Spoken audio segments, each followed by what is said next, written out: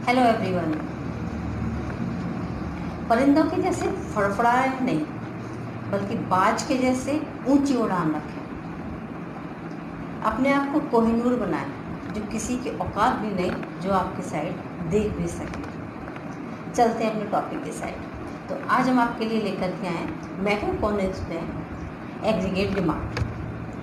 ठीक है, जैसे डिमांड एक सिंपल डिमांड होती है, सिर्फ एक कमोडिटी की डिमांड होती है जो एक कंज्यूमर करता है। यहाँ पर हम पढ़ेंगे एग्रीगेट डिमांड को। डिमांड और एग्रीगेट डिमांड में क्या डिफरेंस हो गया कि डिमांड होती है किसी एक पर्टिकुलर कमोडिटी की, लेकिन एग्रीगेट डिमांड होगी इकोनॉमी के अंदर सारे जितने भी गुड्स और सर्विसेज हैं जो एक अकाउंटिंग पीरियड में प्रोड्यूस हुई हैं उनकी। क्लियर? ठीक है, तो क्यों इतनी सारी जो गुड्स और सर्विसेज होंगी उनको इकट्ठा ये देखना कि डिमांड कितनी हो रही है, ये हो नहीं सकता और पॉसिबल भी नहीं है। ठीक है, इसलिए डिमांड में देख करके हम क्या देखते हैं, हम उन पर होने वाला एक्सपेंडिचर देखते हैं कि लोगों ने एक्सपेंडिचर कितना किया गुड्स और सर्विसेज पर किसी भी एक अकाउंटिंग पीरियड में। That is called aggregate demand. ठीक है, कुछ कॉन्सेप्ट्स हैं इसके जो हमने नोट किए हुए हैं। एग्रीगेट डिमांड, इसको एडीपी कहते हैं। Demand means all goods and services in an economy. Economy के अंदर गुड्स एंड सर्विसेज की डिमांड, कितनी डिमांड मेजर किया जाता है एक अकाउंटिंग पीरियड के अंदर। आप एक अकाउंटिंग पीरियड ले लेंगे at a point of time, उस पर कितना है। ठीक है, तो ये कैसा हो गया, क्योंकि एक पॉइंट ऑफ टाइम पर हम एक अकाउंटिंग पीरियड में पूरा हमने कितना हुआ, इसलिए इसे क्या कहा जाता है, फ्लो कॉन्सेप्ट। अगर एक पर्टिकुलर पे टाइम पे ले लिया जाता तो फिर वो किस में आ जाता, स्टॉक कॉन्सेप्ट में आ जाता।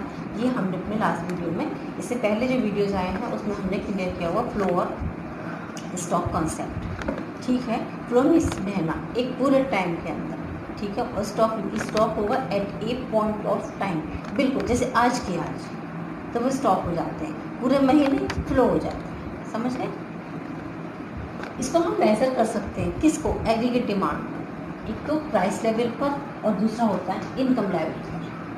ठीक है, प्राइस लेवल पर ये पता ही है सबको कि डिमांड और प्राइस का जो रिलेशनशिप होता है वो इनवर्स होता है। जैसे जैसे प्राइसेस बढ़ती वैसे वैसे डिमांड हमेशा कम होती जाती है। तो दोनों के बीच में रिलेशनशिप कैसा होगा, नेगेटिव होगा, और हमारा कर्व कैसा बनेगा, डाउनवर्ड बनेगा। समझ गए? अपोजिट में क्या होगा, लेवल हमने इनकम के हिसाब से सेट कर दिया।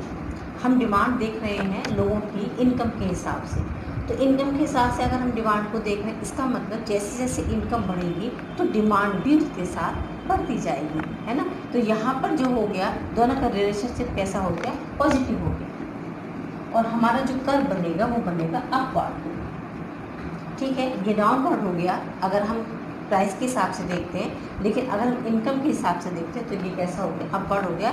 और +2 लेवल पर ये इसके हिसाब से ही, यानी कि according to the income of people we have to measure the aggregate demand. Okay, और आ जाते हैं हम next, total demand of physical quantities of goods, यानी कि टोटल एक्सपेंडिचर। ये डिमांड हम कैलकुलेट नहीं करेंगे, हमने बताया हम टोटल एक्सपेंडिचर कैलकुलेट कर देंगे जितना गुड्स एंड सर्विसेज के ऊपर लोगों ने किया। ठीक है, अच्छा एक और चीज़, एक्चुअली कितना किया ये हम स्पेंड नहीं देखते, बल्कि हम क्या देखते हैं, कितना विश टू स्पेंड है, कितना प्लान टू स्पेंड है, कितना लोग उस पर खर्च करना चाहते हैं, या लोगों ने कितना प्लान किया हुआ है कि वो इतना खर्च कर देंगे इस पर। ठीक है, तो इसका मतलब जो ये सारी चीज़ें हमने समझने के बाद ये हम किस पर आ गए कि AD is equal to, AD किसके बराबर होता है, क्योंकि डिमांड, तो sum of the total expenditure. Total expenditure कौन से, that people wish to plan और purchase goods and services in an economy in an accounting period. ये भी इसमें आपको ऐड करना होगा। डेफिनेशन हो गई, एक इकोनॉमी एक अकाउंटिंग पीरियड के अंदर ये कितने लोग कितनी गुड्स एंड सर्विसेज पर अपना कितना इनकम खर्च कर देते हैं, एग्रीगेट डिमांड हो जाता है। वो भी डिफरेंट लेवल, इनकम के डिफरेंट लेवल होते हैं, और डिफरेंट लेवल पर हम डिफरेंट एक्सपेंडिचर करते हैं। नेक्स्ट शेड्यूल बता देते हैं इसका हम, एग्रीगेट डिमांड का शेड्यूल अभी आते हैं आपके साथ। स्टार्ट करते हैं अपना behaviour of AD. Behaviour of AD मतलब क्या होता है कि एडी कैसे रिस्पॉन्ड करता है आपके इनकम के साथ, ठीक है ना। अच्छा, और कैसे करता है मतलब वर्किंग ऑफ एडी भी कह सकते हैं और रिस्पॉन्ड ऑफ एडी भी कह सकते हैं इसको। एक टेबल हम टेबल बनाते हैं और टेबल की तरह से आपको हम इसमें बता देंगे, ठीक है। अब देखिए जैसे हमने ये ले लिया इनकम, इनकम इंक्रीजिंग ऑर्डर में ही लेंगे आप। ये जितनी टेबल बनी हुई होती है क्योंकि वो हमेशा एग्जाम्पशन बेसिस होती हैं, ठीक है।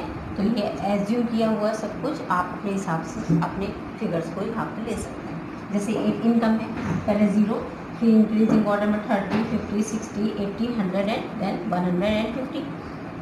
अब एग्रीगेट डिमांड यानी कि एग्रीगेट एक्सपेंडिचर या फिर इसको हम कह सकते हैं प्लांट एक्सपेंडिचर, ठीक है। अच्छा, जब 0 इनकम है तो भी एक्सपेंडिचर हो रहा है 20, क्यों? The reason is so simple, because of your survival. आप कहीं से भी बोरो करके अपने आप को जिंदा रखेंगे, ठीक है, खाएंगे बिना किसी इनकम के। तो ये यहाँ 20 ये होती है आपकी डिस सेविंग, नेगेटिव सेविंग भी कहते हैं और डिस सेविंग भी कहते हैं। When ever the income is 0, ठीक है, when ever the income is 0, clear. अच्छा, नेक्स्ट चलते हैं। अब हमारी इनकम थोड़ी बड़ी 0 से 30 पर आ गए हम, तो डिमांड हमारी कितनी हो गई 40 हो गई, यहाँ पर भी डिस सेविंग है। और इनकम हमारी बढ़ गई 50 हो गई, डिमांड कितनी हो गई 50, इक्वल हो गया एडी इज इक्वल बिल्कुल Y, AD is equal to Y, agree है ना, इक्विलिब्रियम पॉइंट हो गया हमारे। इसके बाद इनकम हमारी बढ़ती जा रही है, 60 हुई, तो हमने 60 पूरा नहीं खर्च करके हमने सिर्फ कितना खर्चा किया 55, 5 क्यों बचे 5। अब हमने यहाँ पर क्या शुरू किया, हमने यहाँ पर शुरू किया सेविंग्स, और बड़ी 80 हो गई, सेविंग और आ गई ना, कितनी सेविंग हमारी यहाँ पर हो गई 10 बढ़ गई ना, पहले 5 की थी अब 10 की सेविंग कर रहे हैं। अब सेविंग कितनी, अब इनकम कितनी है 100, यहाँ पर हमने कितना खर्चा कर दिया 95 का, ठीक है। हमने सेविंग फिर से किया, यहाँ पर हमने सेविंग, और अब यहाँ पर हमारी सेविंग हो गई 50। इसका मतलब हम लगातार सेविंग की साइड पे बढ़ते चले जा रहे हैं। क्या इससे ये क्या ऑब्जर्व हम ये पढ़ते हैं, ऑब्जर्वेशंस क्या आते हैं हमारे पास निकल के, then y is equal to 0, AD is equal to 20 for survival. इसे कहते हैं नेगेटिव सेविंग या डिस सेविंग्स। ये आपको ऐसे नोट करने होते हैं हर टेबल के नीचे, ये शेड्यूल है आपका, that is called AD schedule, ठीक है। और क्या है AD income, AD increase as Y increase. जैसे एडी इंक्रीज होता है क्योंकि वाई भी हमारा इंक्रीज होता जा रहा है, इसका मतलब दोनों के बीच का रिलेशनशिप कैसा है, पॉजिटिव हो गया। At 60 AD lag behind, AD जो है वो इसके पीछे हो गया। क्यों पीछे हो गया, क्योंकि अब पीपल स्टार्ट सेविंग, क्योंकि लोगों ने क्या शुरू कर दिया, सेविंग्स यानी कि इन्वेस्टमेंट्स कहीं पर भी शुरू कर दिया। समझ आ गए। अब हम इसका बना देते हैं, इसका एक डायग्रामिक रिप्रेजेंटेशन। इसके लिए आप हमेशा क्या करेंगे, देखो ये कर्व बनाया हमने 45 डिग्री का, एक रेफरेंस कर्व आप देखें। ये हम मान के चलते हैं कि यहाँ पर क्या होता है y is equal to AD, हम ये मान लेते हैं। या फिर एग्रीकल्चर एक्सपेंडिचर भी हमने ए लिख रखा है, एग्रीकल्चर एक्सपेंडिचर भी रखा है, ठीक है। इस 45 डिग्री पर ही बनाया जाता है, ओके। यहाँ पर हमारा ये शुरू हुआ 20 से शुरू किया था ना, कहाँ से था ये, तो ये इस एक्सेस पे 0 टू एक्स एक्सेस पे इनकम हो गई, और 0 टू वाई पर हमारा क्या हो गया, ये हमारे हो गए एक्सपेंडिचर्स यानी कि डिमांड, एग्रीगेट डिमांड हो गई। कहाँ से शुरू हुई है, ये 20 से, ये तो 0 से शुरू हो जाता है, लेकिन ये कहाँ से शुरू हुआ 20 से। 20 से शुरू होता होता हम इसको ऐसे रखें एजम्पशन बेसिस पे लाइन ऐसा कर देंगे, और एक पॉइंट पर जाकर ये लाइन एक दूसरे को इंटरसेक्ट करेगी, ये लाइन होगी हमारी ई पॉइंट, ये पॉइंट है ई इक्विलिब्रियम। इस पॉइंट पर E is equal to AD is equal to Y, इस पॉइंट पर एडी वाई के बराबर हो जाता है। इससे पहले और इसके बाद क्या होता है, E से पहले यानी कि इतना पोर्शन, यानी कि इतना पोर्शन, ये वाला पोर्शन, ये क्या है, ये AD is greater than Y. यहाँ पर एग्रीगेट डिमांड ज़्यादा है और वाई हमारा कम है, ये तो हो रहा था, देखो ये वाला, समझ आ गई है ना।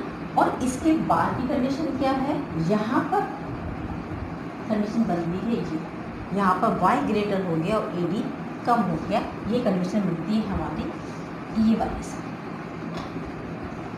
समझ गए? ठीक है, एक ही उसमें ये सब हो गया। ये जो बार वाली कंडीशन, ये पॉइंट हो गया ये वाला, इसके पहले वाला और इसका बार वाला, ये आपको सारी चीज़ें इसके नीचे मेंशन कर देना वन बाय वन। इसको ऑब्जर्वेशंस कहा जाता है। ठीक है, किसी भी डायग्राम के साथ आप इसको जरूर मेंशन करें।